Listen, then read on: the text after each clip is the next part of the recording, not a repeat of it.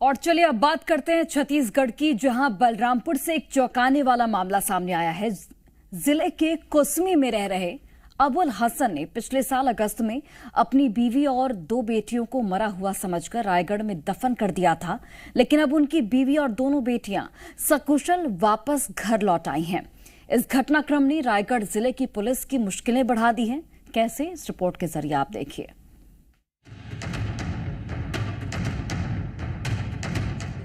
पेशे से टेलर अबुल हसन की जिंदगी में उस वक्त दुखों का पहाड़ टूट पड़ा जब साल 2023 के अगस्त महीने में उनकी बीवी राबिया परवीन अपनी 2 बेटियों के साथ पति से झगड़ा कर काम की तलाश में घर छोड़कर चली गई।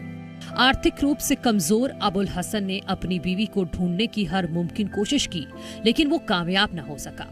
अबुल का परिवार बलरामपुर जिले के पस्ता थाना इलाके के बासेन में जा बसा। इसी बीच सोशल मीडिया के जरिए अबुल को जानकारी मिली कि 14 अगस्त 2023 को रायगढ़ जिले के खरसिया थाना इलाके देजहरी गांव में एक महिला और 2 बच्चियों की लाश मिली है। पुलिस लाशों की शिनाख्त में जुटी थी। तभी अबुल भी खरसिया पहुंचे।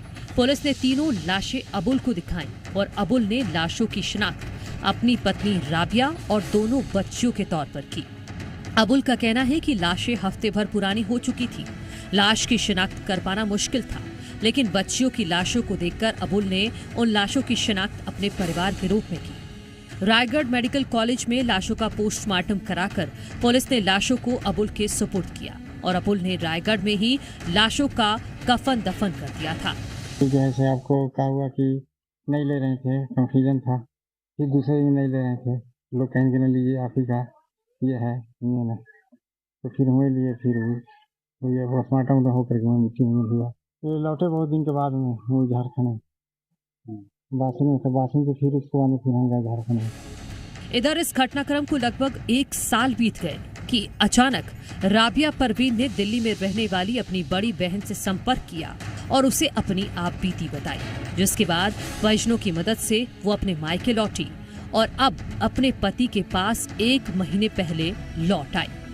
बिना बताए चले गए थे। 7:30 बजे 6 बजे सवेरे जो गाड़ी जाती है ना, वही अमेरिका से ट्रेन गए जी। अभी वहाँ से दोनों बच्चे को ले गए थे और फिर वहाँ गए ट्रेन में मोबाइल छीना गया हमारा जी। कौन मोबाइल छीना?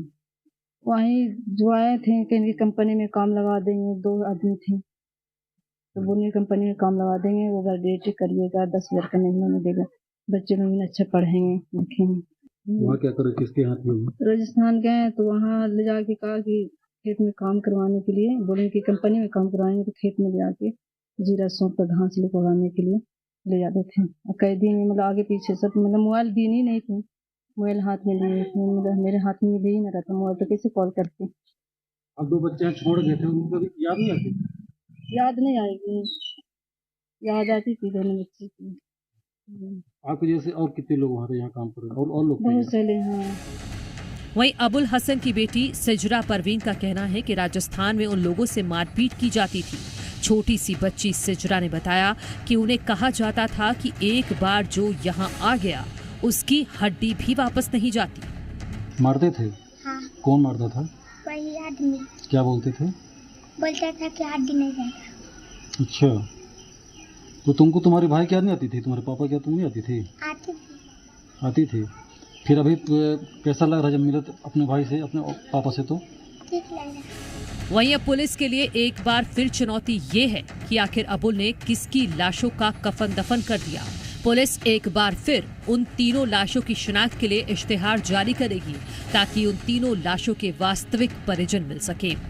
करीब 1 साल पहले 14 अगस्त 2023 को खरसिया के देहजरी गांव के पास 3 बॉडी मिली थी, जिसमें एक महिला और 2 बच्चे थे, जो उसके नए परिजनों की तलाश की जा रही है और इश्तेहार जारी कर उनके परिजनों की तलाश कर जांच की जा रही है। बयान में उनके द्वारा ये बताया गया कि उस समय जो उसका पति था उसकी स्थिति अच्छी नहीं थी, जो मना स्थिति उसकी खराब थी, बदहवास था और बदहवासी की हालत में उसने जो पत्नी और अपने बच्चों को का होना उसने स्वीकार किया था। आगे नए इश्तेहार जारी कर और उनके परिजनों की तलाश की जाएगी।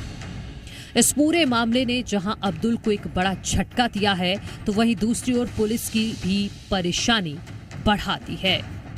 ब्यूरो रिपोर्ट, जी मीडिया।